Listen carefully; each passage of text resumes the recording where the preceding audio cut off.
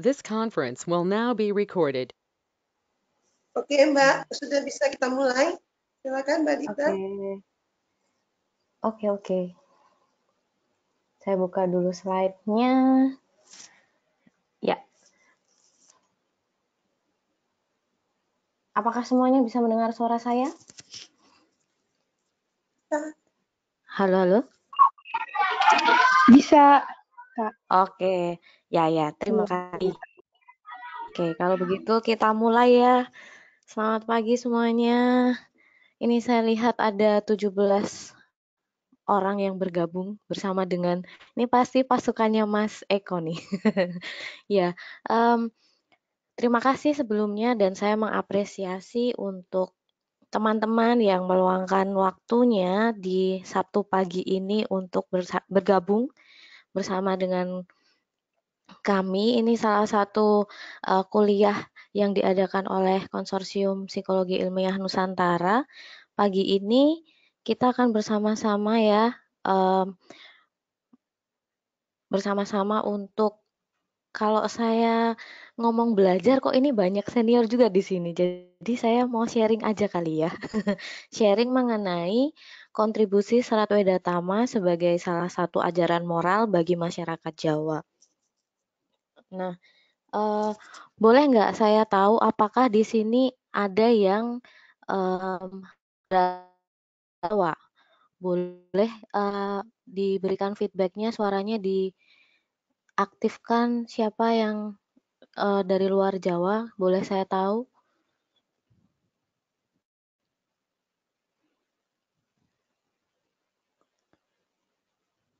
Selamat pagi, Kak. Saya Iya. Nisha Maulidina. Saya salah satu yang tidak berasal dari Jawa, tepatnya di Sumatera Utara, Medan. Wah, oke. Tadi namanya siapa? Anisha Maulidina, Kak.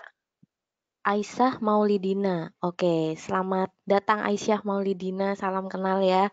Nah, saya sangat mengapresiasi juga teman-teman yang mungkin nanti di dalam konten perkuliahan ini akan disertai bahasa-bahasa Jawa, tapi tenang saja, karena saya sudah menyiapkan terjemahannya. Saya sih berharap dengan perkuliahan hari ini kita semakin cinta dengan Indonesia, seperti yang sudah tadi Mbak Ridhoi sampaikan ya sebelum perkuliahan dimulai. Jadi harapannya kita menjadi lebih mengenal, mencintai negara kita, bangsa kita Indonesia. Nah, untuk hari ini sebelumnya juga mohon maaf karena Bapak Dr. Andes Yohanes Wanto M.Hum berhalangan untuk bergabung bersama dengan kita. Saya akan berjuang sepenuh hati untuk memperkenalkan dari budaya Jawanya, tapi nanti beliau sudah mempersiapkan sedikit cuplikan sebagai hadiah untuk teman-teman yang ingin lebih mengenal tembang-tembang Jawa khususnya dalam serat Wedatama, tapi kalau orang Jawa menyebutnya serat Wedotomo, itu untuk kita semua.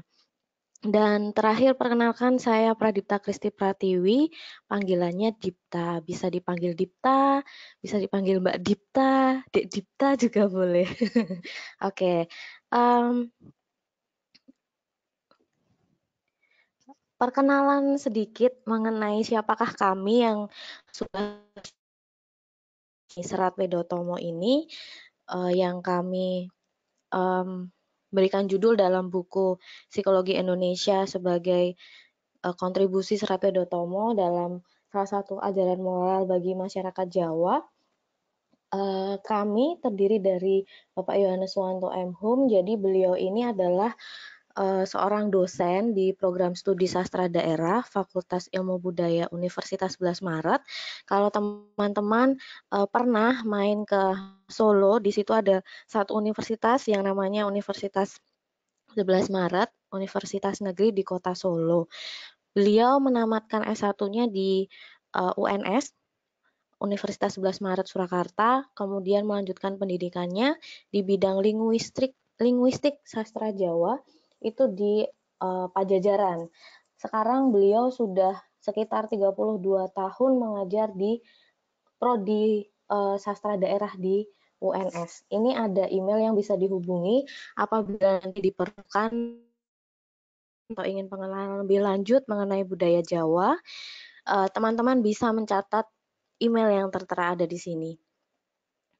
Kemudian saya sendiri, saya Pradipta Kristi Pratiwi, saya seorang dosen dan sekaligus juga berpraktek sebagai psikolog, terlebih psikolog klinis. Saya sebelumnya dalam penyusunan buku ini, saya bergabung di Universitas Pelita Harapan di Fakultas Psikologi.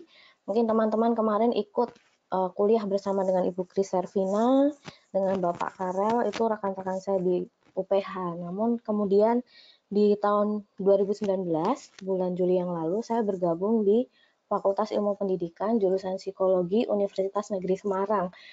Maka teman-teman yang punya waktu atau sedang berkunjung ke Semarang, mari mampir ke tempat kami.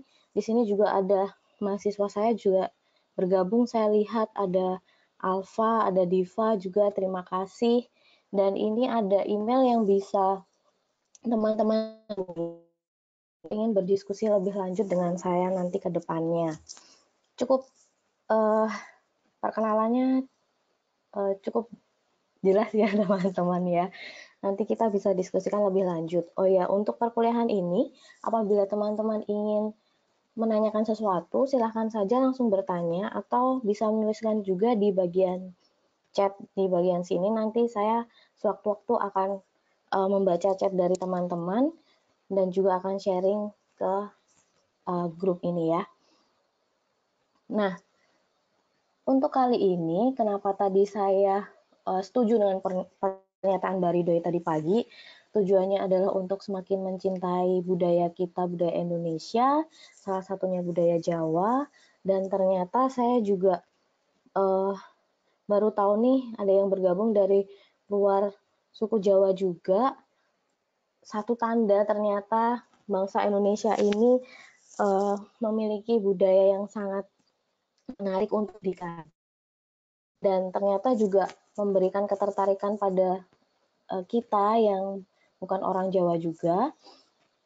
Di sini apa yang akan kita bahas, ini saya lihat dari perspektif seperti ini teman-teman. Jadi kajian budaya dan sastra Jawa yang akan kita pelajari di sini khususnya adalah pada Serat Wedatomo.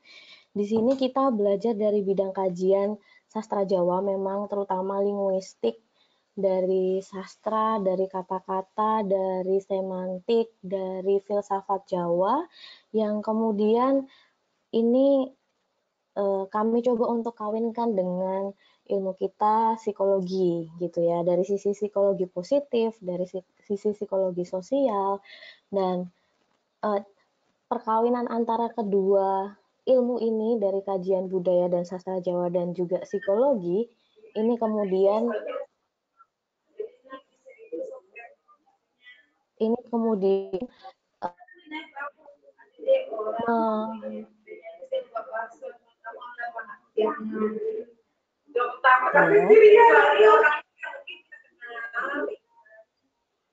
bisa saya lanjutkan? Oke. Ya, dari kedua ilmu ini kemudian kita bisa menyebutnya dengan psikologi budaya Jawa. Saya kurang tahu kalau dari universitas teman-teman semua yang lain, apakah ada salah satu mata kuliah pilihan ini. Tapi sewaktu dulu saya ambil S1 di Universitas 11 Maret, itu ada satu mata kuliah wajib yang saya ambil di semester 7, itu dengan nama Psikologi Budaya Jawa. Jadi memang mata kuliah tersebut bertujuan untuk menjelaskan seperti apa sih manusia Jawa itu gitu. Kemudian seperti apa manusia Jawa, bagaimana pikiran perasaannya, lalu produk-produk yang dihasilkan oleh masyarakat Jawa itu apa kontribusinya untuk masyarakat gitu. Terlebih terkhusus memang untuk masyarakat Jawa. Nah, pagi lebih mendalam, kita akan memperhatikan beberapa hal. Yang pertama, kenapa sih kita harus mempelajari Serat Wedatama? Urgensinya apa gitu? Apakah masih relevan dengan kehidupan modern kita saat ini gitu? karena nanti yang akan kita lihat adalah produk-produk tradisi yang memang dilahirkan dari tahun 1800-an yang entah kita di mana itu ya pas di tahun-tahun itu, tapi bahkan masyarakat Jawa sudah memiliki untuk menghasilkan seperti yang akan kita lihat nanti di Serat Tomo. Kemudian sedikit saya ingin memperkenalkan Serat Tomo itu apa sih, seperti apa sih gitu ya, supaya teman-teman juga terbayang gitu, oh bentuknya seperti ini gitu. Lalu sedikit menyinggung mengenai sejarah Serat Tomo, kemudian apabila dikaitkan dengan materi dari psikologi sendiri, terlebih psikologi positif dan psikologi sosial, saya ingin mengkaitkan dengan yang pembahasan di sini moral, religiusitas, dan juga kompetensi sosial. Dan seperti apa perspektif psikologi terhadap Serat Tomo ini. Lalu yang terakhir adalah kira-kira apa ya yang menjadi tanggung jawab atau tantangan kita di masa depan atau mulai dari sekarang deh gitu dengan kondisi Indonesia yang sekarang ini, apa lakukan bersama-sama gitu. Dan apa yang sudah tertulis di buku Psikologi Indonesia terkait dengan chapter ini masih sangat awalan pola pikir atau buah pikir, kerangka pikir yang masih awal yang sangat bisa untuk dikembangkan oleh teman-teman semua yang tertarik dengan budaya Jawa. Nah, saya ingin mengawali diskusi kita hari ini dengan tadi ya, kenapa sih kita perlu mempelajari Serat Tama, relevansinya apa, kemudian apa sih situasi yang bisa kita lihat terkait dengan fenomena yang terjadi sekarang-sekarang ini, yang itu bisa kita kaji menggunakan Serat Tomo. Saya ingin memperkenalkan beberapa istilah ini, mungkin teman-teman juga di sosial gitu ya, sudah barangkali lebih mengenal mengenai beberapa istilah seperti flaming, kemudian mencukupkan diri, self-sufficient, kemudian alone together. Yang pertama flame dulu deh gitu. Yang pertama flame itu atau istilah yang dipakai adalah flaming. Ini adalah suatu pesan yang disampaikan melalui media sosial yang bertujuan merendahkan orang lain, memancing situasi konflik dalam situasi daring. Flaming ini sendiri merupakan bagian dari cyberbullying gitu. Saya yakin teman-teman semua di sini bahkan yang ikut perkuliahan gitu ya, tidak asing lagi dengan hal-hal yang berbau online. Sekarang yang kita lakukan juga satu aktivitas online gitu. Dan saya yakin juga dari beberapa teman di sini mungkin tidak asing dengan yang namanya Instagram, dengan Facebook, dengan Twitter gitu. Nah, kalau kita boleh mengkaji gitu ya, pas kita Instagram, teman-teman itu lihat seperti misalnya tiba-tiba di komen itu ada yang menyerang secara personal gitu. Misalnya beberapa waktu yang lalu kan kita lihat ada kasus ya, istri beberapa TNI gitu yang menyerang tokoh negarawan di Indonesia yang ngepost gitu, menyerang secara personal di Facebook sehingga kemudian itu berdampak pada karir suaminya.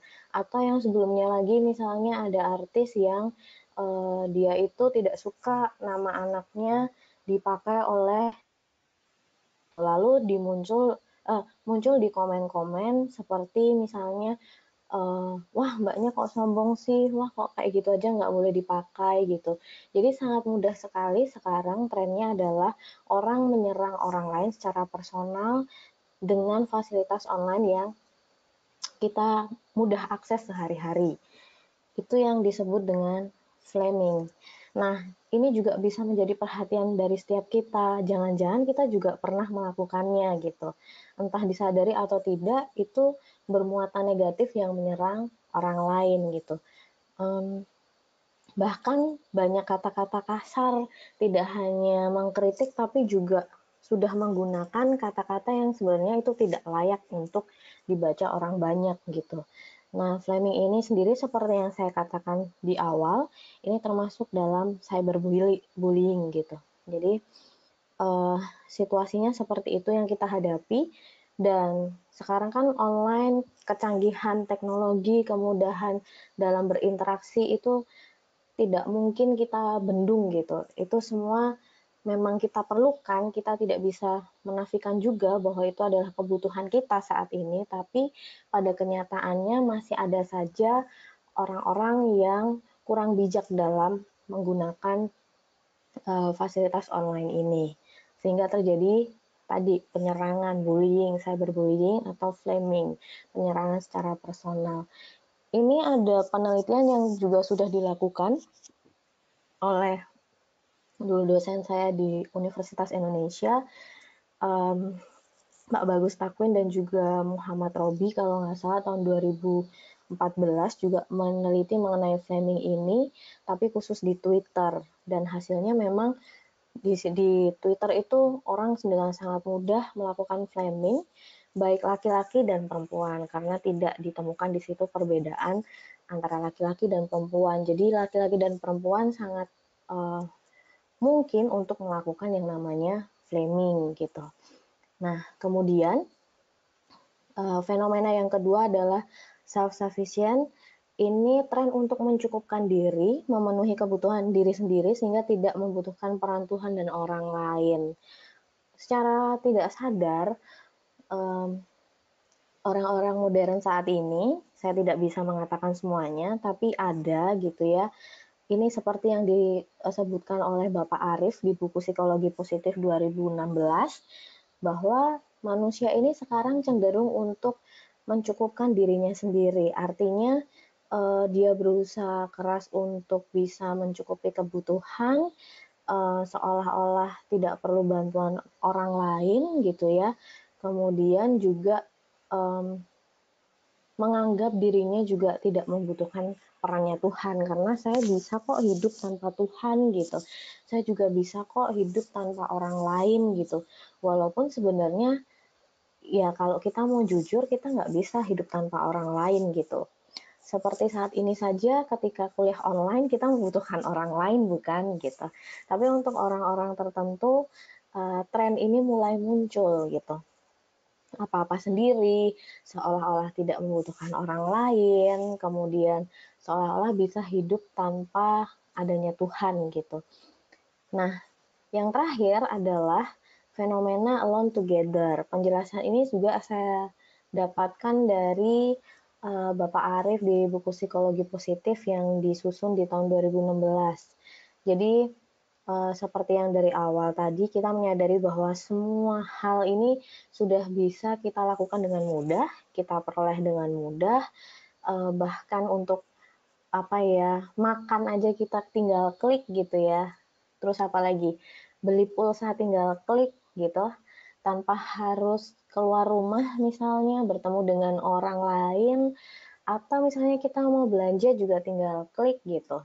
Sebenarnya itu semua adalah ciri kemudahan yang patut kita syukuri di zaman modern ini. Tapi kemudian ternyata ada dampak-dampak negatif yang perlu kita waspadai, seperti munculnya perasaan sendirian di tengah keramaian gitu. Saya sebagai psikolog beberapa kali mendapatkan klien yang seperti ini. Tidak ada masalah dengan materinya, tidak ada masalah dengan kognitifnya, maksudnya secara intelektual dia nggak ada masalah, tapi secara afeksi dia merasa kosong, merasa hampa.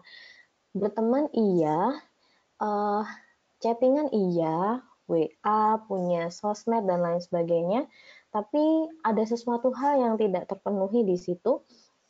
Dia merasa sendirian di tengah-tengah keramaian. Apakah teman-teman juga pernah merasakan hal tersebut? Ini fenomena alone together. Nah, dari beberapa fenomena ini, kemudian belum berubah ya. Nah, oke. Nah, kemudian kami mencoba untuk menganalisa secara literatur seperti apa urgensi mempelajari Serat Weda Tomo dalam menjawab kebutuhan manusia saat ini yang mengalami kehampaan, yang kemudian bisa mengurangi adanya flaming, yang kemudian bisa membantu kita lebih memahami mengenai alone together, bagaimana supaya itu bisa berkurang gitu ya. Karena Serat Wedotomo ini dari beberapa kajian budaya Jawa diprediksi mampu menjawab kebutuhan manusia masa kini. Jadi dinilai masih relevan dengan situasi saat ini. Terkait dengan pemaknaan dua hal yang utama yaitu relasi dengan Tuhan dan relasi dengan sesama manusia gitu. Sampai di sini ada pertanyaan kah? Atau ada yang mulai di chat? Di chat belum sih.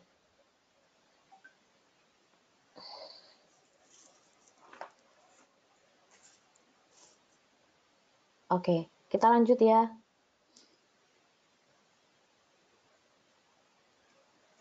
Nah, teman-teman ini ada dua cuplikan supaya teman-teman bisa membayangkan sebenarnya Nembang Jawa itu seperti apa, terutama beberapa cuplikan bait dalam Serat Wedotomo. Ini Bapak Yohanes Wanto akan mempersembahkan khusus buat teman-teman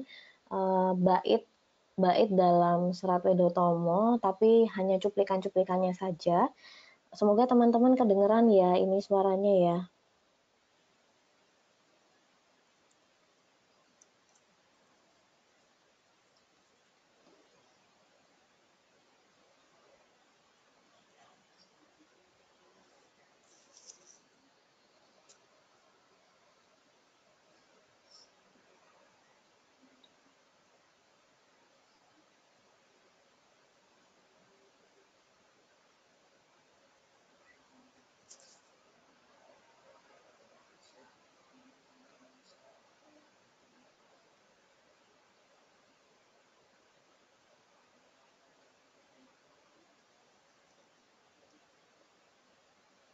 Suara videonya nggak kedengeran, Mbak.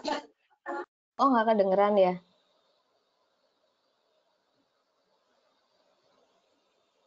Oke, ini udah maksimal.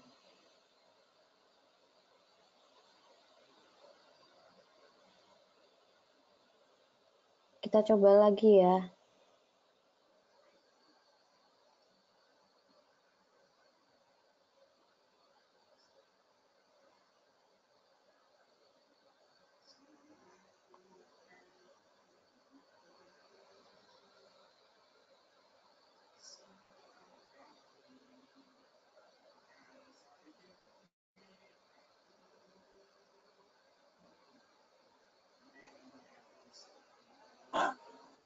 Belum kedengaran juga, Mbak. Ada salah di mana ya? Oh, belum kedengeran ya? Yang lain pada dengar nggak? Iya, minta feedbacknya teman-teman yang lain kedengeran nggak? Belum kedengaran, Bu. Belum ya? Ini juga nggak kedengeran. Oke.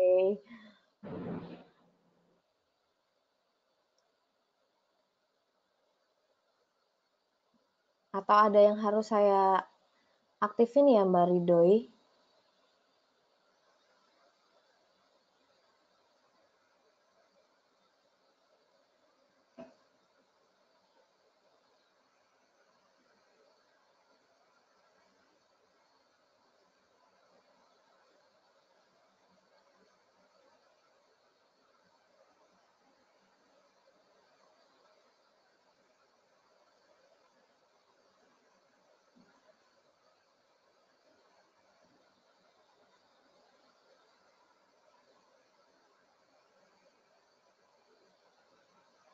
Halo? Jadi ini suara saya saja ya yang terdengar ya?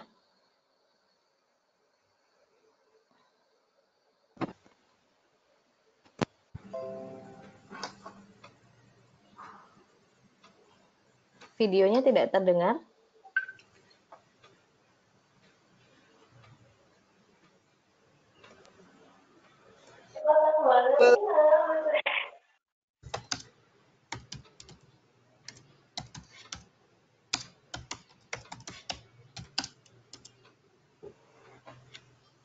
Ibu, coba headsetnya dicopot, Bu. Mungkin itu karena headset. Oh, oke, saya coba ya, saya lepas ya. Sebentar. Kalau seperti ini, apakah terdengar? Arantipun kacakup. Terdengarkah?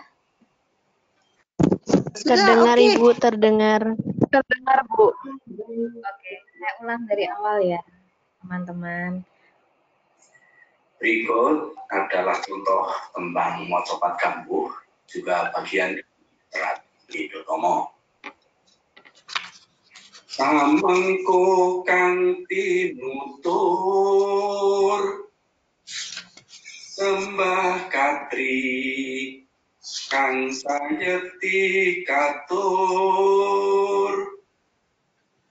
mring yang sukma sukmanen saari-ari arantipun kacakup sembahing jiwa sutengong.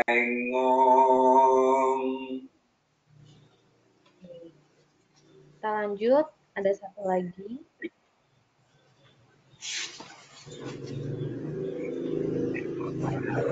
Contoh tembang mocopat angkul yang merupakan bagian dari serat Widotomo karya Kanjeng Gusti Pangeran Adipati.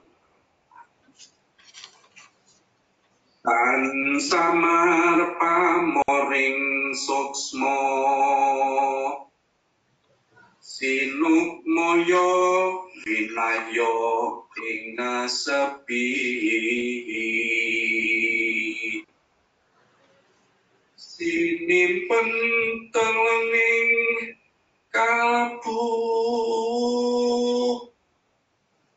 pambukaning warana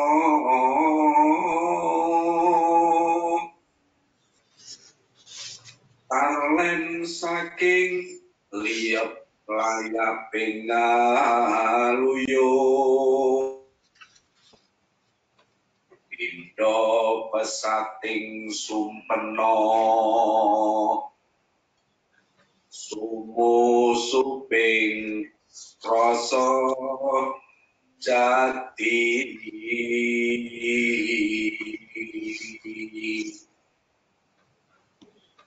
Oke, kira-kira seperti itu teman-teman tembang Jawa yang cuplikan dari serat Widotomo.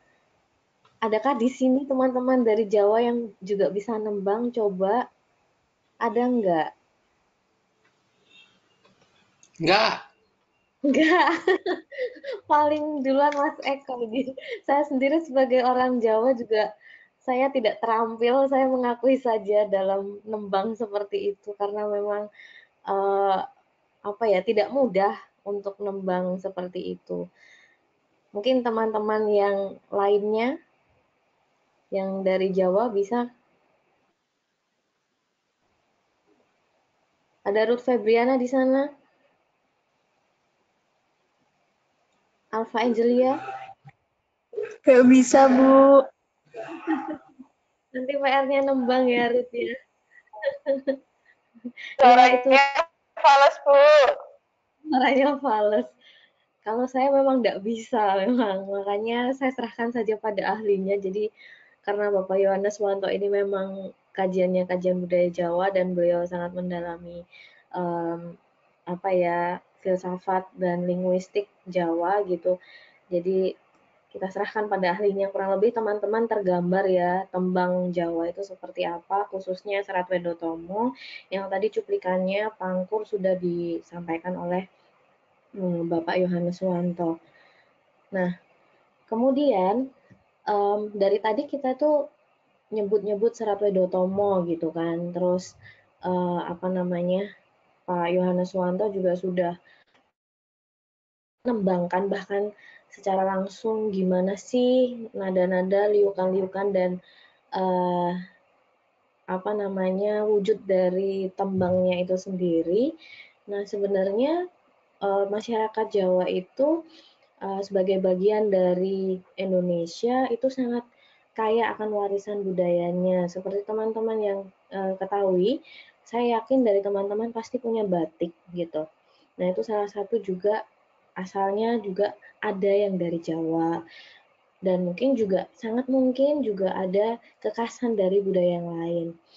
Kemudian misalnya mungkin teman-teman pernah lihat yang namanya keris, yang namanya blangkon tadi dipakai oleh Bapak Yohanes Wanto itu ya, beskap itu baju tradisional Jawa, sangat banyak sekali produk yang dihasilkan oleh masyarakat Jawa.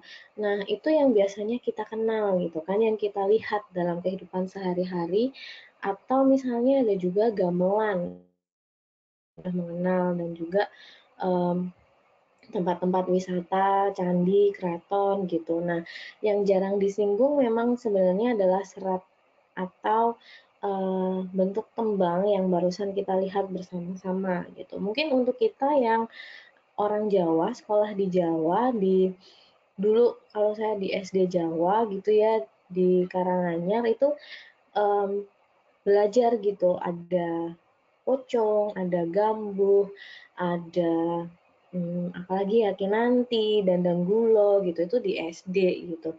Tapi SMP, SMA kemudian tidak tidak begitu dibahas lagi gitu. Nah, teman-teman, saya ingin memperkenalkan tadi yang Serat Wedotomo itu artinya apa sih kalau secara pengertiannya, definisinya. Ini adalah sebuah naskah karya sastra Jawa. Serat itu sendiri artinya karya sastra yang berbentuk tulisan. Jadi sebelum ditembangkan ini semacam tulisan memang yang dibuat oleh satu tokoh yang nanti kita akan lihat bersama-sama. Kemudian Weda itu adalah ajaran atau pengetahuan. Kemudian Tomo atau Tama di sini tulisannya itu artinya baik, tinggi, dan luhur. Jadi dari tulisan ini diharapkan seseorang atau individu atau masyarakat Jawa itu memperoleh satu ajaran pengetahuan yang baik, yang luhur gitu, yang bisa membuat atau yang bisa untuk tuntunan kita secara moral. Nah, sebenarnya dari produk karya sastra Jawa itu sendiri tidak hanya Serat Wedotomo. Nanti kalau teman-teman ada waktu luang, teman-teman juga bisa lihat yang namanya Serat Tripomo. Ada juga Serat Ulang Reh. Jadi ini kebanyakan karya sastra yang memang dibuat di tahun 1700-an sampai 1800-an gitu ya. Kalau yang Serat Tripomo itu karya sastra bentuknya itu tulisan 7 bait, judulnya Dandang Gulo, itu dibuat langsung oleh Gusti Pangeran Adipati Aryo Mangkunegoro IV. Dan ini asalnya asli dari Surakarta, sama halnya dengan Serat Wedotomo, dan ini berisi tentang ajaran moral-moral, kepemimpinan, keprajuritan, agar masyarakat itu bisa berperan dengan tugasnya masing-masing. Kalau relevansinya dengan sekarang mungkin tidak harus jadi prajurit gitu ya, tidak harus jadi yang harus di medan perang, tapi intinya adalah bagaimana kita berperan di dalam tugas dan tanggung jawab kita sehari-hari gitu. Nah, di situ nanti teman-teman bisa lihat ada beberapa tokoh yang disampaikan, ada Suwondo, Kumbokarno, Adipati Karno gitu. Dan ada Serat Ulang Reh juga, ini ajaran-ajaran dalam berperilaku untuk masyarakat Jawa. Nah, di dalam sendiri ini teman-teman yang dibagi dalam 1, 2, 3, 4, 5. Dalam 5 tembang, yang pertama itu disebut dengan pangkur, yang kedua disebut dengan sinom, ketiga itu pocong, gambuh, dan kinanti. Setiap tembang ini memiliki ajaran masing-masing. Ada yang mengutamakan ilmu pengetahuan, ada tentang spiritualitas seperti sinom gitu. Apa-apa saja kewajiban dan hak orang yang hidup gitu dalam bermasyarakat. kemudian kaitannya dengan relasi dengan Tuhan gitu. Lalu untuk pocong sendiri ini bagaimana sih supaya kita itu bisa terampil dalam kehidupan kita sehari-hari. Lalu gambu ini hampir sama dengan sinom mengenai relasi dengan Tuhan, dan juga kalau kinanti ini lebih kepada kehidupan yang baik bermasyarakat. Nah, untuk sedikit mengenai sejarahnya sendiri, Serat Wedotomo ini kalau yang namanya tulisan karya sastra tahun 1700-an sampai 1800-an itu biasanya yang membuat bukan orang sembarangan, biasanya pangeran, raja gitu. Nah, sedangkan untuk Serat Wedotomo ini dibuat oleh KGP-AA Mangkunegoro IV, jadi dia seorang raja sekaligus budayawan dan seniman, sehingga memang dia sering menuangkan ide-idenya, tulisannya itu dalam tembang atau tulisan, dan memang ini dibuat otentik asli dari Surakarta, atau mungkin dari teman-teman ada beberapa yang mengenalnya sebagai kota Solo. Oke.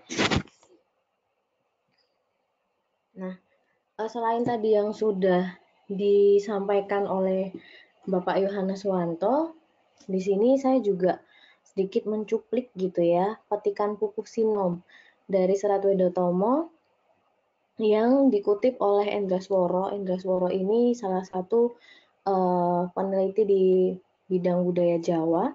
Jadi ada kata-kata seperti ini: Kapati Amarsudi, Sudaneng Hawa lan nepsu, pinesu topo broto, tanapi ing siang ratri, amangun kairna tiasing sesama.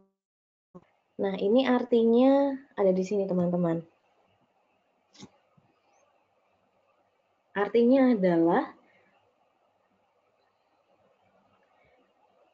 dari cuplikan ini disampaikan agar kita itu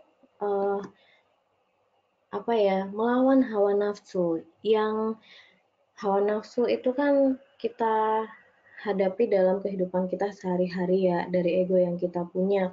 Kalau di psikologi ada ego gitu, yang pada akhirnya itu akan membuat kita kesulitan dalam mengelola pikiran.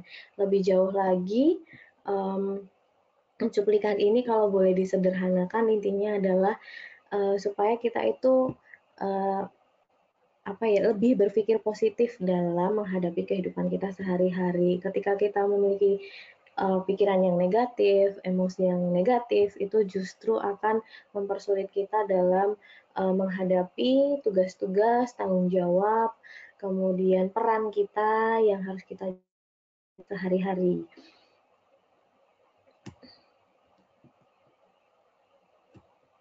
Nah, kita masuk di bagian moral, religiusitas, dan kompetensi sosial.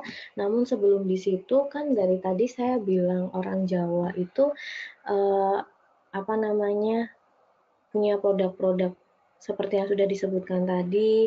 Kemudian saya agak lupa tadi di depan saya sudah menyebutkan belum kalau orang Jawa itu bukanlah tipe yang blak-blakan. Jadi mungkin ini karakteristik khas yang berbeda di antara suku bangsa yang lainnya. Kalau orang Jawa itu tidak suka dengan hal-hal yang blak-blakan.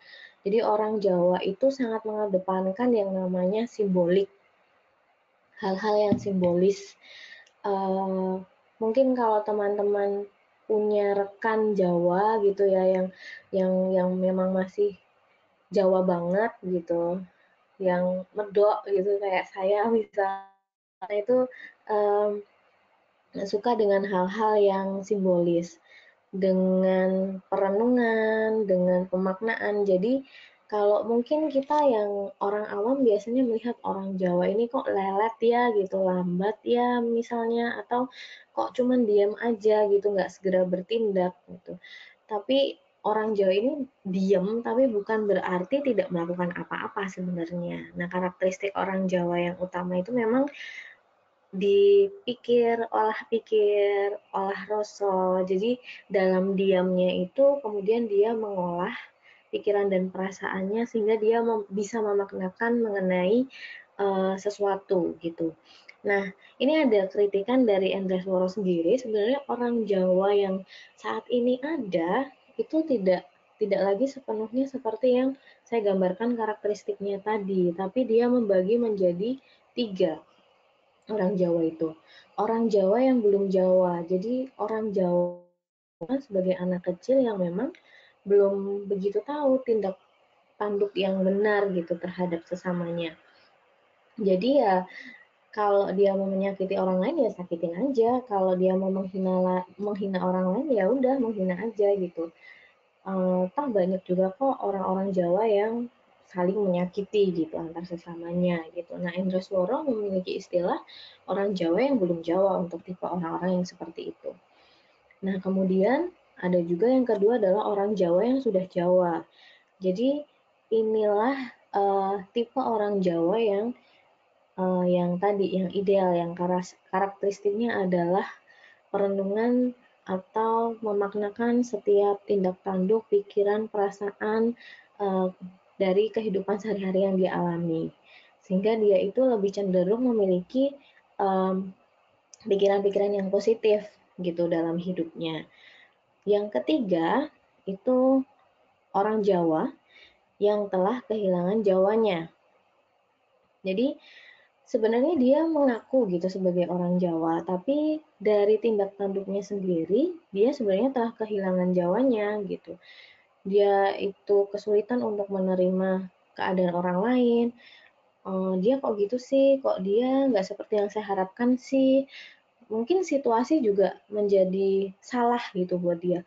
Kok kondisiku seperti ini sih, kok tidak seperti yang saya harapkan gitu. Jadi menganggap orang lain itu selalu salah. Apapun yang terjadi dalam kehidupannya dia itu atas kesalahan orang lain, atas kondisi yang tidak dia inginkan. Nah, itu orang Jawa yang telah kehilangan Jawanya gitu. Jadi secara pikiran dan rasa dia ini tidak memiliki mental yang sehat. Padahal sudah saya jelaskan tadi di awal bahwa sebenarnya karakteristik khas orang Jawa itu adalah olah pikir dan olah rasa. Nah, kita masuk di bagian yang moral. Ini mungkin di psikologi sosial. Jadi moral, etika, ya, etika dari bahasa Yunani, moral dari bahasa Latin. Kalau kita cermati bersama-sama, setiap tindak tanduk perilaku kita sehari-hari itu kan pasti memunculkan yang namanya evaluasi. Apakah yang kita lakukan itu baik? Apakah yang kita lakukan itu buruk? Apakah sesuai dengan norma yang berada di masyarakat? Apakah sesuai dengan nilai-nilai atau perspektif budaya tertentu? Nah, masalahnya adalah dengan segala hal kemudahan saat ini yang kita nikmati dari kemajuan teknologi, seperti yang saya berikan contoh di awal tadi, misalnya framing, itu individu tidak berpikir atau secara instan melakukan tanpa adanya evaluasi, olah rasa, olah pikir, memaknakan apakah itu baik untuk saya lakukan, buruk, apakah itu akan mendatangkan kesulitan untuk orang lain, apakah itu akan mendatangkan kerugian untuk orang lain. Nah, inilah yang mungkin menjadi tantangan bagi kita bersama dalam menghadapi generasi saat ini mengenai pentingnya pemaknaan gitu. Pentingnya memaknai apakah tindakan yang dilakukan itu baik untuk dilakukan, apakah itu merugikan, apakah ada gunanya buat kita gitu. Nah, sebenarnya memang tujuan akhirnya kalau kita melihat dari Serat Wedotomo itu sebenarnya suatu ajakan kepada kita untuk berlatih peka terhadap perilaku-perilaku kita. Istilahnya kalau di psikologi mungkin kalau ini saya boleh mengkaitkan dengan mindful gitu ya, dengan memaknakan, dengan merenungkan, menyadari apakah yang kita lakukan itu sesuai dengan moral yang ada di budaya kita, terlebih budaya Indonesia atau terkhusus budaya Jawa gitu. Nah, ini juga menjadi tantangan bahwa yang dilakukan generasi saat ini untuk memaknakan itu gimana ya caranya supaya bisa dilakukan secara mandiri, menjadi suatu kebiasaan dan juga bukan paksaan dari orang lain gitu. Karena kita tahu kalau paksaan kan itu tidak akan bertahan lama gitu. Kemudian, nah yang kedua adalah religiusitas. Seperti yang kita ketahui bersama, kita sebagai manusia itu kan tidak bisa dipungkiri memerlukan pencipta gitu. Ada tendensi-tendensi kecenderungan manusia atau individu untuk mencari sesuatu yang lebih berkuasa, lebih besar, lebih suci dalam hidupnya gitu. Punya kehidupan spiritualitas dan ada upaya-upaya supaya menjalankan religiusitas, kebiasaan-kebiasaan yang dilakukan, entah itu berdoa atau sholat atau apapun untuk bisa dekat dengan sosok yang lebih besar dari dirinya tadi atau sering kita sebut dengan Tuhan gitu. Nah, dalam dimensi religiusitas sendiri, Sarah Glow itu menyebutkan ada 4, believing, bonding, behaving, dan belonging. Mungkin ada dari teman-teman yang bisa bantu saya untuk menjelaskan salah satunya, mungkin pernah dapat di perkuliahan, adakah?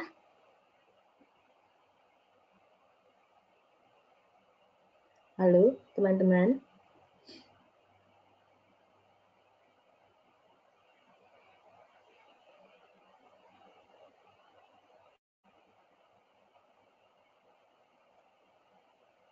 Halo?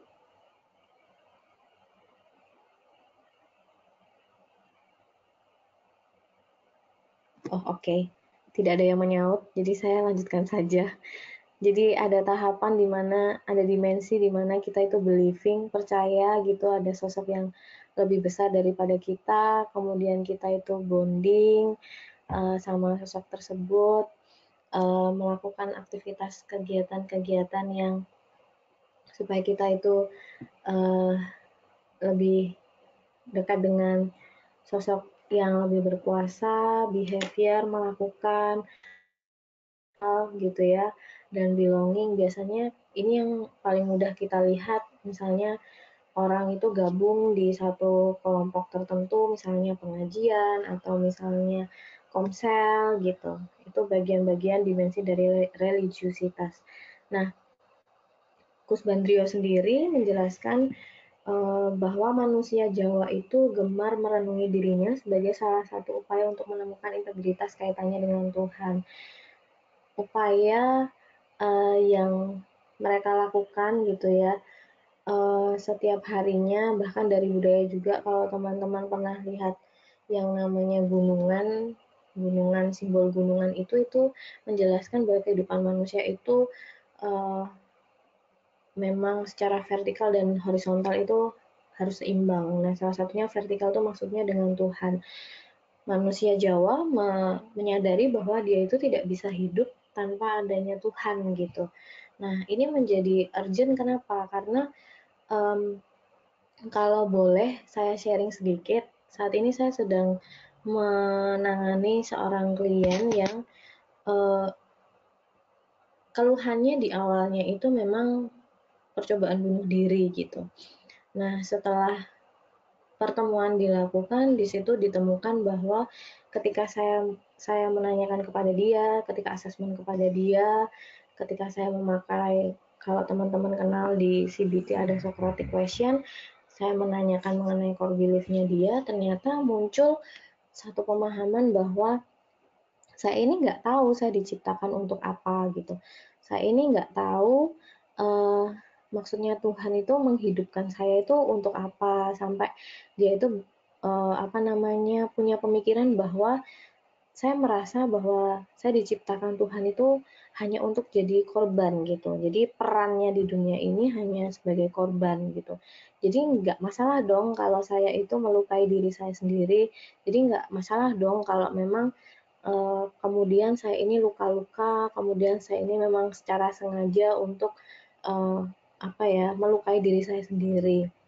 Dan kesimpulannya yang saya peroleh dari klien saya ini adalah saya merasa bahwa saya ini adalah mainannya Tuhan gitu. Nah, itulah pentingnya saya kalau boleh saya mengevaluasi dan memperoleh insight, ternyata religiusitas dan spiritualitas itu sebegitu pentingnya ya dalam kehidupan manusia ya, sehingga itu sangat berdampak pada kesehatan mental kita juga gitu. Itu sudah banyak disinggung di psikologi positif juga, dan sekalinya manusia itu kehilangan Tuhannya, ternyata bisa sebegitunya berdampak sampai melakukan percobaan bunuh diri, salah satunya yang dilakukan oleh klien saya tadi. Lalu yang ketiga adalah mengenai kompetensi sosial. Nah, disampaikan bahwa manusia Jawa itu senantiasa memiliki keinginan untuk selalu terhubung dengan manusia yang lain, dengan lingkungannya. Seperti yang tertuang dalam pemikiran filsafat Jawa. Jadi orang Jawa itu secara psikologis dari awal, seperti tadi yang sudah saya gambarkan di gunungan, menyadari dia itu butuh relasi secara horizontal, butuh orang lain, menyadari bahwa orang lain itu penting. Makanya saya itu perlu untuk bersosialisasi dengan orang lain gitu, terlibat dalam interaksi interpersonal dengan orang lain gitu. Karena memang dari budaya-budaya Jawa sendiri, kalau diperhatikan misalnya main gamelan gitu ya, itu nggak akan bisa harmonis, bagus suaranya kalau dilakukan seorang diri, dan itu tidak mungkin dilakukan seorang diri. Butuh orang lain untuk menciptakan harmoni dalam bermain gamelan gitu. Nah, itu juga ajaran nilai-nilai yang ingin ditampilkan oleh masyarakat Jawa gitu. Nah, masyarakat Jawa sendiri juga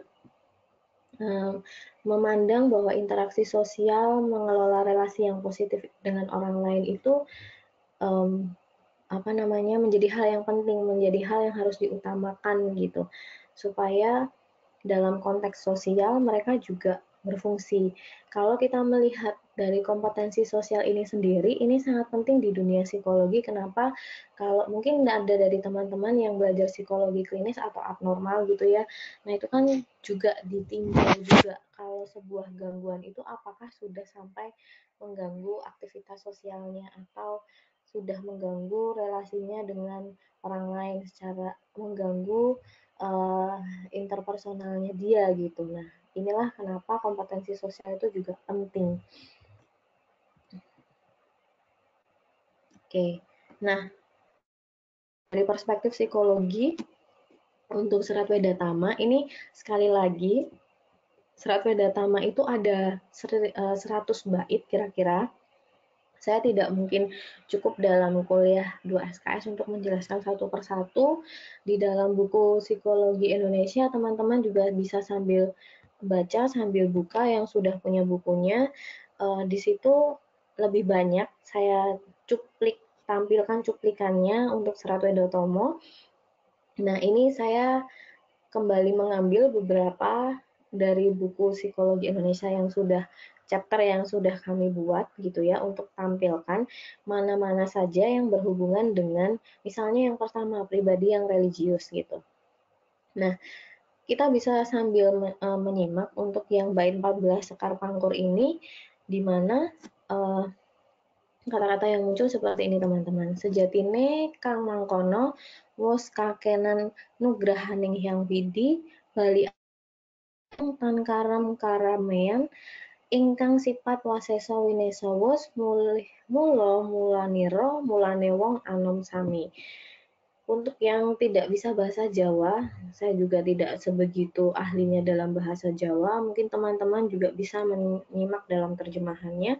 Sebenarnya keadaan itu merupakan anugerah Tuhan, kembali kepada alam yang kosong, tidak mengumbar nafsu duniawi, yang bersifat kuasa menguasai, kembali asal muasalmu. Oleh karena itu, wahai anak muda sekalian, ini secara khusus memang cuplikan bait 14 ini ditujukan untuk anak-anak muda, untuk kembali mengingat Tuhannya sebagai penciptanya, keberadaan Tuhan terhadap anugerahnya Tuhan yang sudah diberikan kepada anak-anak muda gitu, melalui bait Sekar Pangkur ini. Ini ya, beberapa nilai yang boleh kami refleksikan mengenai dengan Tuhan gitu sebagai pegangan utama dalam hidup.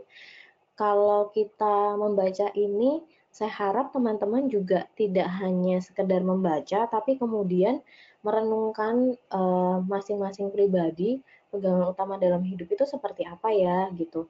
Kemudian merefleksikan emang apa sih pentingnya menyembah Tuhan gitu. Karena memang itu yang biasanya dilakukan oleh orang Jawa, memaknakan apa yang dia alami dalam kehidupan sehari-hari, seperti kita saat ini sedang membaca kalimat ini. Nah, itu yang mereka lakukan, memaknakannya, diolah pikir, diolah rasa, apa gunanya buat saya gitu. Nah, masyarakat Jawa ini menganggap Tuhan adalah yang utama gitu, kesadaran bahwa kita itu hidup asalnya dari Tuhan dan nantinya akan kembali ke Tuhan gitu. Nah, menurut saya ini sangat penting seperti yang sudah saya jelaskan tadi, bahkan fenomenanya sekarang itu sudah banyak gangguan mental. Salah satunya yang sudah saya sebutkan tadi, salah satu klien saya yang memang kehilangan makna hidupnya karena sudah tidak ada relasi lagi dengan Tuhan, bahkan menganggap dirinya adalah mainan dari Tuhan gitu. Nah, makanya kalau nanti ke depannya Serat Widatomo ini bisa diteliti lebih lanjut, bisa dibuat lebih lebih connect gitu dengan anak-anak muda, itu saya rasa sangat penting sekali karena kita sudah punya modalnya, Om Petik dari Indonesia, budaya Jawa, seperti ini Serat Widatomo ini untuk bagaimana ya supaya ke depannya anak-anak muda ini tidak mudah lagi untuk segampang bahwa hidupnya hanya mainan dari Tuhan, saya mending mengakhiri hidup saya, dan lain sebagainya. Lalu yang kedua adalah pribadi yang ini diambil dari bait 17 Sekar Sinom. Ini saya bacakan ya. Rememori laire anetepi ing reh kasatrianipun Susilo Anurogo Wiknyomet tiasing sesami. Ini maksudnya adalah memenuhi tugasnya sebagai kesatria, berbuat susila, rendah hati, pandai menyejukkan hati sesama. Pada konteks zaman dulu, mungkin konteksnya itu masih sebagai prajurit, konteks dalam kerajaan gitu ya. Tapi kalau untuk sekarang, kita bisa relevansikan dengan seperti yang sudah saya katakan tadi, peran kita sehari-hari masing-masing dalam perkuliahan kita, misalnya apa sih yang bisa kita lakukan untuk berbuat susila, berbaik hati, kebaikan, menebar kebaikan kepada orang lain. Apakah saya selama ini sudah rendah hati kepada sesama saya? Apakah saya ini sebagai individu masyarakat Jawa misalnya, atau teman-teman yang dari luar Jawa, sudahkah kita menunjukkan hati sesama, atau justru kita itu sehari-hari malah baru datang aja itu udah bikin orang lain sebel gitu ya, baru ngeliatin muka kita udah kelihatan orang-orang itu pengen menghindar. Yang mana kita gitu, apakah yang seperti itu atau justru yang kita tuh selalu dinanti-nanti, misalnya ini ada yang namanya Safira misalnya, wah Safira kemana sih dia, kok belum kelihatan gitu kan, dia kemana ya gitu, wah kalau nggak ada dia tuh rasanya kayaknya kok sepi banget gitu. Nah, kita yang mana gitu? Apakah yang selalu dirindu-rindukan untuk menyejukkan hati atau justru yang sebaliknya? Nah, ini nilai yang bisa kita ambil juga. Mungkin buat teman-teman yang dosen juga bisa ya ini ya gitu. Sambil merenungkan juga, memaknakan gitu. Apakah kita itu yang setiap hari dinanti-nantikan oleh mahasiswa kita gitu? Atau justru, wah besok ada kuliahnya sama Bu ini lagi nih, ada kuliahnya sama Pak ini lagi nih, wah bosen saya, apakah yang seperti itu gitu. Atau justru yang dinanti-nanti oleh mahasiswa gitu, wah kangen nih sama Mas Eko nih gitu, kangen sharing-sharingnya gitu, oh nggak ada Mas Eko tuh kayaknya ada yang kurang gitu kan, karena Mas Eko biasanya tuh membuat kebahagiaan untuk kita semua gitu kan. Nah itu menurut saya yang penting untuk kita pikirkan bersama dan kita cermati dari apa yang bisa kita pelajari di Serat Wedatomo ini. Ya, jadi seperti yang sudah saya berikan contoh tadi, kalau boleh agak muluk gitu ya, menginginkan goal yang sangat besar gitu, sehingga Pancasila ketiga Persatuan Indonesia itu bisa terwujud secara lebih nyata yang sekarang sudah kita nikmati bersama-sama, kita bersatu dalam bangsa Indonesia, itu lebih bisa meningkat lagi kualitasnya gitu, nggak ada lagi framing, nggak ada lagi agresi, nggak ada lagi penyerangan secara personal gitu, nggak ada lagi mungkin permusuhan yang dianggap remeh gitu di kehidupan sehari-hari, nggak ada lagi bullying, tapi kita bisa bersatu saling mendukung satu sama yang lain. Itu sih cita-cita yang sangat besar yang saya ingin mengajak teman-teman semua untuk mewujudkannya gitu. Yang lebih mengerti Pancasila Mas Eko nih sebenarnya. Nah, ini ya, jadi apakah kita selama ini sudah peka gitu terhadap keberadaan orang lain gitu dan juga keberadaan kita sendiri, kita sudah berkontribusi apa sih terhadap sesama kita, nggak usah yang besar-besar tapi sekeliling kita aja dulu deh gitu, teman-teman kita, sesama kita gitu, apa sih yang sudah kita kontribusikan untuk mereka gitu. Kemudian, nah ini sebenarnya ada beberapa hal yang bisa kita pikirkan bersama. Saya sih sangat akan bersuka cita ya kalau dari kita ini kan ada berbagai universitas gitu, ada mahasiswa dari universitas baik di Sumatera, di Jakarta, di Jawa gitu ya. Mungkin dari penjelasan saya di pagi ini yang masih sangat kerangka pikir yang sangat-sangat mungkin untuk dikembangkan lebih jauh lagi gitu. Apa sih yang bisa kita lakukan gitu untuk generasi kita sekarang? Mungkin untuk Serat Wedatomo ini sudah jarang sekali dikenal para generasi muda gitu. Bahkan dulu pas kita sekolah misalnya kalau orang yang Jawa seperti saya tuh belajar gitu, pocong, gambuh, kinanti, belajar Serat Wedatomo, tapi saya nggak ngerti itu maksudnya untuk apa gitu. Taunya disuruh maju sama guru, terus abis itu nyanyi di depan, hafal notnya, lalu saya dinilai gitu kan, entah itu liuk-liuknya suaranya benar atau enggak, tapi itu saya dapat nilai. Tapi setelah itu ya sudah gitu. Mungkin itu juga yang kemudian membuat anak-anak muda itu tidak terlalu tertarik gitu dengan hal-hal seperti ini. Padahal ini warisan budaya yang benar-benar Indonesia gitu. Nah, seperti apa yang bisa kita lakukan untuk anak-anak muda seperti ini? Nah, saat ini sih saya sedang proses dalam penelitian di mahasiswa sastra Jawa yang memang telah mempelajari Serat Wedatomo ini kaitannya dengan kompetensi sosial dan juga bagaimana sih mereka memaknakan hidupnya. Jadi itu yang sedang saya kerjakan sekarang dengan Bapak Yohanes Suwanto dan mungkin itu bisa menjadi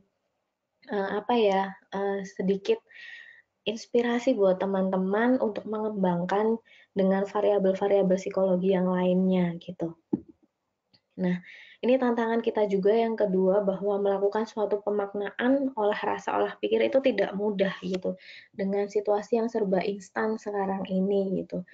Kayaknya orang-orang sekarang tuh nggak sempat untuk duduk diam, merenungkan, memaknakan apa yang dia alami, apa itu baiknya buat saya, apa itu gunanya buat saya. Nah, ini juga yang saya dapatkan ketika saya itu mengajar di UPH teman-teman. Karena di sana itu tugas-tugas banyak bentuknya refleksi dan itu menurut saya sangat bagus sih untuk bisa kita aplikasikan juga di tempat kita gitu dengan merefleksikan apa sih gunanya buatku gitu. Ketika kita mendapatkan tugas-tugas tertentu. Nah, waktunya menunjukkan pukul 11 lebih 11 menit. Ini slide saya yang terakhir. Mungkin ada yang mau memberikan feedback memberikan pertanyaan atau mungkin ada yang sudah punya ide gitu untuk penelitian-penelitian selanjutnya? Halo, yang masih bergabung?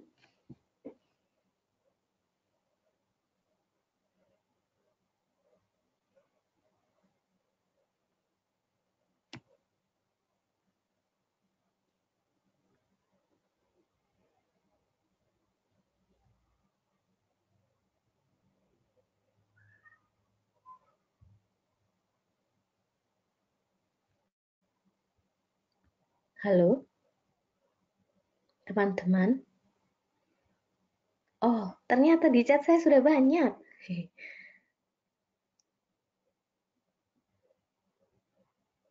Sebentar ya, saya cek-cek. Kayaknya ada yang terpencet deh videonya dan kayak slide-nya nggak tertampil, Mbak. Jadi Mbak. Ini tidak tertampil. Halo?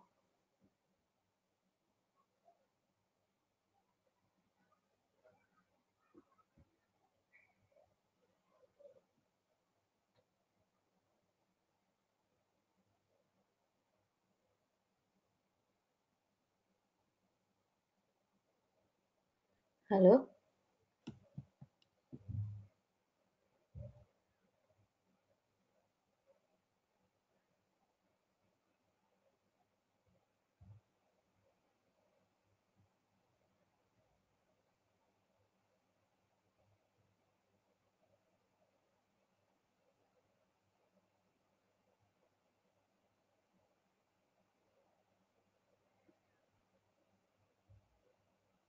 Halo? Slide saya bisa tertampil kah? Belum keluar, Bu, PPT-nya. Belum keluar ya?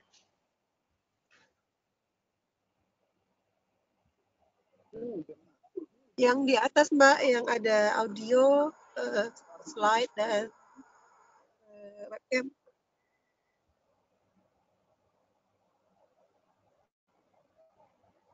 Webcam. Hehe, maaf ya teman-teman.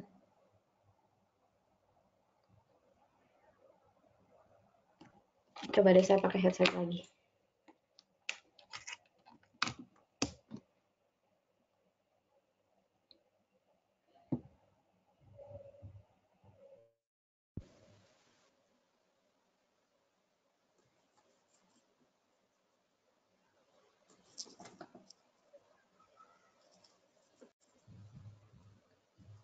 Belum tertampil ya? Slide. Nah. Bentar.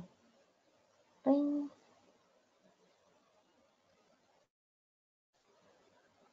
Oke. Tadi sampai mana yang teman-teman lihat ya?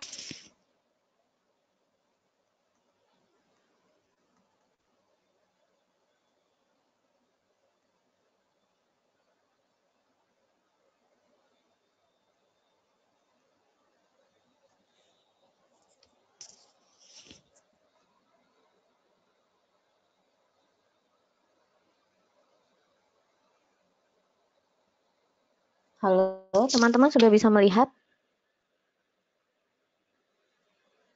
Sudah, Bu. Sudah bisa, ya? Bu. Oh ya, oke.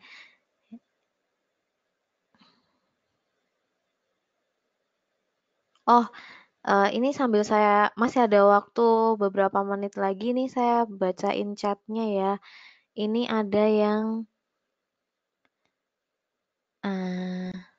menanggapi dari Mas Eko Endrasworo, produktif dalam menulis bukunya banyak di Gramedia. Ya betul. Silahkan teman-teman sambil mencari tuh bukunya menarik-menarik kalau yang penulisnya Endrasworo. Terus ada lagi yang menanggapi, wah bahasa simbol mirip psikoanalisis ya gitu. Kalau ngomongin psikoanalisis sepertinya ya memang tidak terlepas dari simbol-simbol juga gitu ya. Orang Jawa juga sukanya simbol-simbol.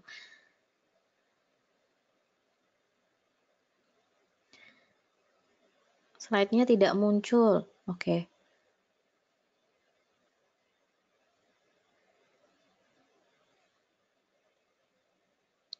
Ini ada yang menanyakan, selamat pagi Bu, saya Via, terkait dengan afeksi yang merasa sendiri di keramaian. Apakah dengan memelihara hewan peliharaan bisa mengurangi hal tersebut Bu? Oke, hewan peliharaan. Memang itu membantu kita untuk apa ya? Membantu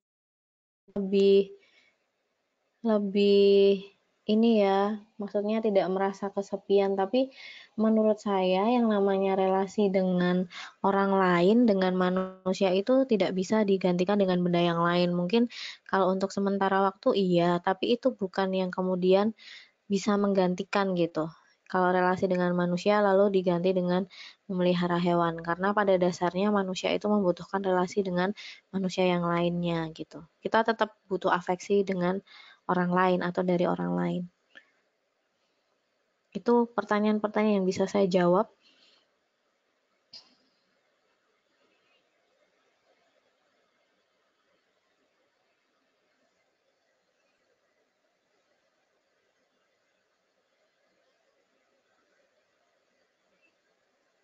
Halo teman-teman. Untuk slide-nya mungkin nanti saya bisa share aja ya ke teman-teman yang mengikuti perkuliahan hari ini.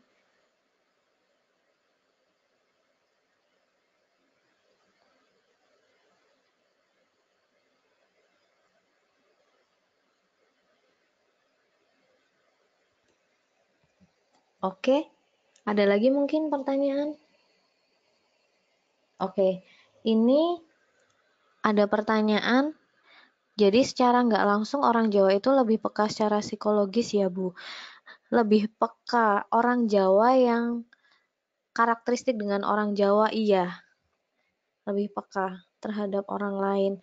Dan ya itu tadi, suka memaknakan segala hal yang terjadi dalam kehidupannya sehari-hari. Pada kehidupannya sehari-hari, perilakunya mungkin tampaknya tidak cepat bertindak, tapi dalam proses internalnya, intrasikisnya sebenarnya lebih suka untuk olah pikir, olah rasa. Jadi dengan kegiatan itu orang Jawa lebih peka dengan kebutuhan orang lain. Oke, kemudian boleh bertanya sejauh penelusuran terkait riset dan bacaan yang sejauh mana anak muda Jawa memahami budayanya. Nah, ini dia. Ini yang menjadi tantangan kita sekarang ini. Orang Jawa sendiri, anak muda Jawa sendiri itu memang ada yang menekuni budaya Jawa, tapi saya melihat adanya kecenderungan justru orang-orang dari luar yang lebih suka maksudnya luar negeri yang lebih suka mempelajari dan memahami budaya Jawa sendiri. Makanya ini warning buat kita semua, terlebih anak-anak muda Jawa, itu yang perlu kita sadari teman-teman. Jangan sampai nanti orang-orang luar bahkan transkrip asli yang dari keraton-keraton itu justru yang mempelajari itu dari orang-orang luar, orang Belanda, orang Australia gitu.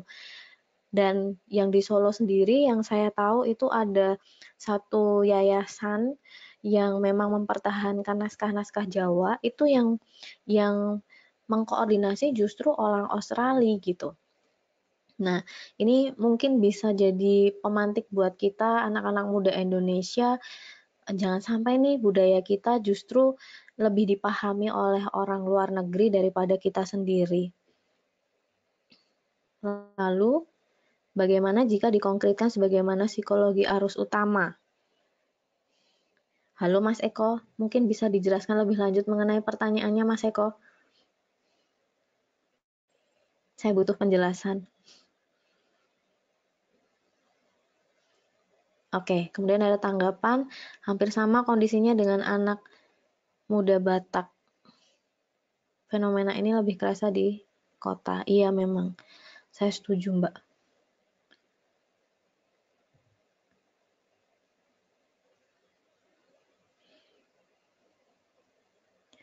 Nah, ternyata kondisi seperti ini tidak hanya dialami di Jawa ya, di etnis yang lain juga hampir sama sepertinya.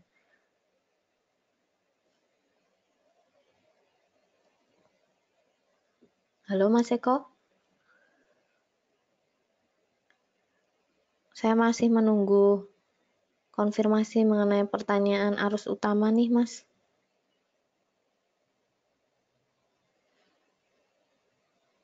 Mas Eko kalau mau bertanya langsung juga boleh loh. Adik-adik yang lain juga boleh bertanya langsung. Iya, yang mau bertanya langsung silahkan ya.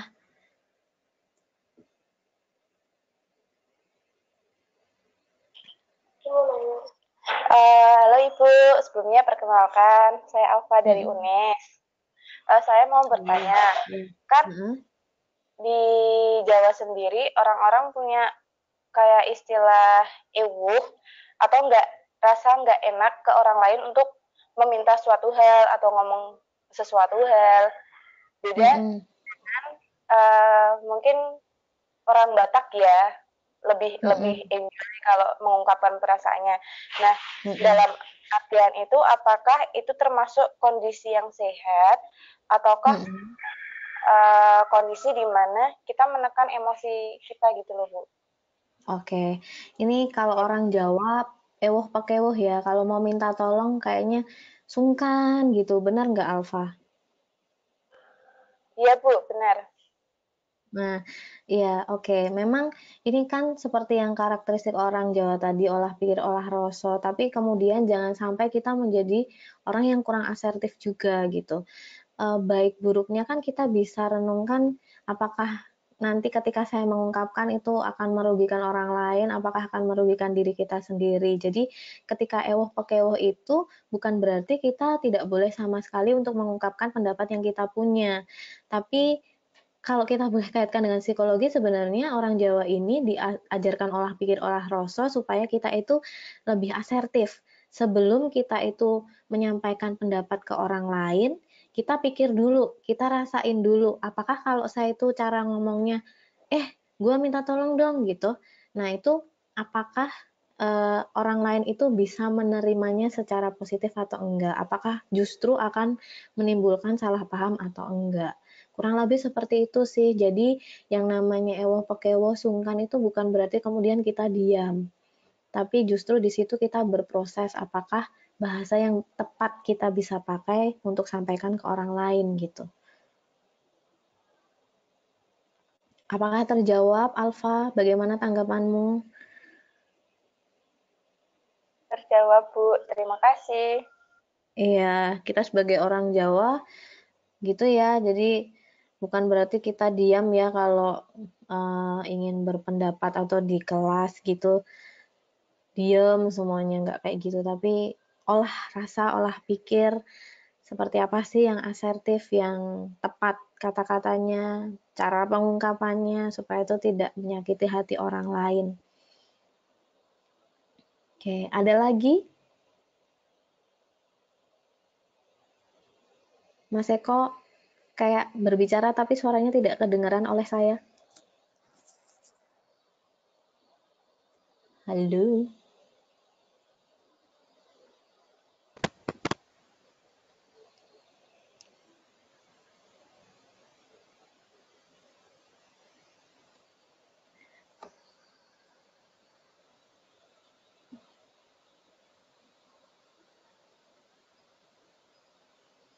Halo Mas Eko, saya melihat Mas Eko berbicara tapi tidak ada suaranya. Itu ada di chat, Mbak. Ada di chat. Mas Eko ada pasti di Oke. chat. Bentar.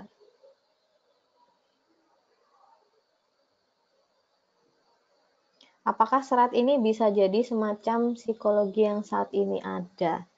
Apakah refleksi diri ajang pendewasaan diri bagi orang Jawa? Saya setuju dengan pernyataan ini sih. Ya, jawabannya refleksi diri, pendewasaan diri bagi orang Jawa. Betul. Jadi kalau kita bisa bahas lebih lanjut, apakah teknik refleksi diri orang Jawa ini nantinya kita bisa ini ya, kembangkan menjadi satu terapi khusus gitu ya, yang otentik Indonesia gitu, menggunakan apa namanya, serat-serat di budaya Jawa ini. Saya jadi tertarik untuk mengembangkannya ke situ. Mungkin Mas Eko juga bisa, Mas. Ide besar, Mas. Mengembangkan terapi yang otentik Indonesia gitu, Mas. Oh, terus ada ininya ya, Mas Eko. Nah, itu ide besar, setuju. Ya, Mbak Ridhoi, mari kita penelitian, Mbak. Iya, itu.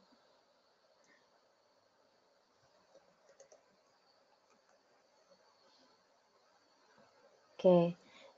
Ini ada masukan dari Mas Eko. Terima kasih Mas Eko buat metodenya dikembangkan ya. Teorinya sudah ada, dikonkretkan lagi ya Mas Eko maksudnya ini ya, untuk bisa dikembangkan jadi terapi. Oke, waktu kita masih 3 menit. Ada lagi yang mau bertanya secara langsung maupun dalam chat?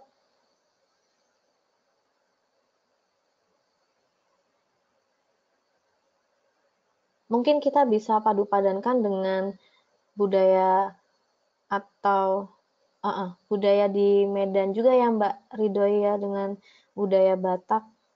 Atau yang Bali nih, Bali ada Mbak Made Dia Lestari juga. Jadi Iya kita tuh kalau punya di Batak tuh banyak tuh Mbak musik-musiknya, ketukan-ketukannya itu mungkin bisa membuat apa ya, happiness atau semangat gitu, kalau di Batak. iya, benar sekali.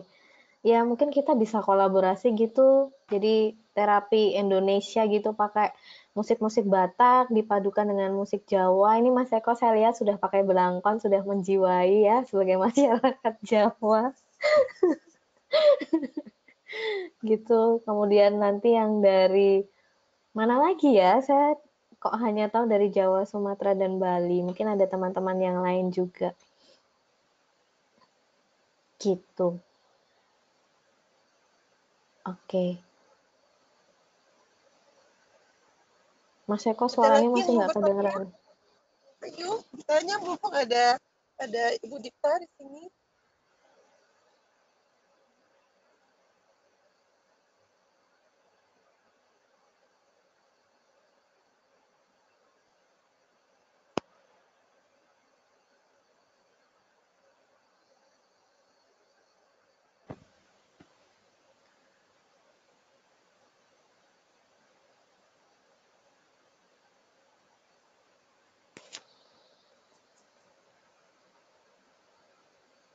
Waktunya tinggal 1 menit ya Mbak ya? Ya, tampaknya tidak ada lagi yang bertanya. Kalau adik-adik ada kepikiran lagi, nanti di waktu luangnya mungkin bisa menghubungi kita. Tadi sudah dikasih ya, Mbak ya. Oh Di iya, alamat email. oke. Boleh Ya, di ditanyakan alamat lagi. email. Boleh, Ya, silahkan kita bisa berdiskusi lebih jauh lagi via email. Atau nanti slide-nya kalau ada juga yang membutuhkan saya akan share gitu. ya mungkin Gitu. Mbak Dita bisa membuat kata penutup dari presentasi kita hari ini.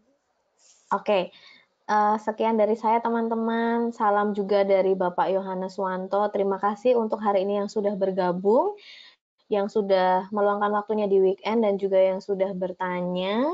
Semoga bermanfaat buat kita semua. Dan ini justru akan menjadi tambahan PR buat kita memikirkan bagaimana nanti konkretnya dunia psikologi dengan modal budaya yang kita punya untuk mengembangkan sesuatu untuk kesejahteraan kita bersama. Oke, happy weekend ya teman-teman. Terima kasih semuanya, Mbak Ridhoi, Mas Eko, dan yang lainnya. Sampai jumpa di lain kesempatan. Terima kasih Mbak. Bisa nanti adik-adik yang lain sudah mudah-mudahan semakin terdorong, terpikir apalah yang bisa kita pelajari lebih lagi di budaya kita. Bahkan ini dengan sebuah ide pelajaran dari budaya Jawa, kita bahkan sudah mulai bisa memikirkan sebuah ide untuk menyelesaikan permasalahan masyarakat kita. Nah, ini mudah-mudahan bisa kita lanjutkan, adik-adik juga mungkin nanti bisa membuat paper ataupun memberikan analisisnya di dalam tugas kita nanti ya. Mungkin begitu. Terima kasih Ibu Dipta, terima kasih adik-adik Ya, semua. terima kasih. perkuliahan Sampai jumpa. berikutnya. Yuk.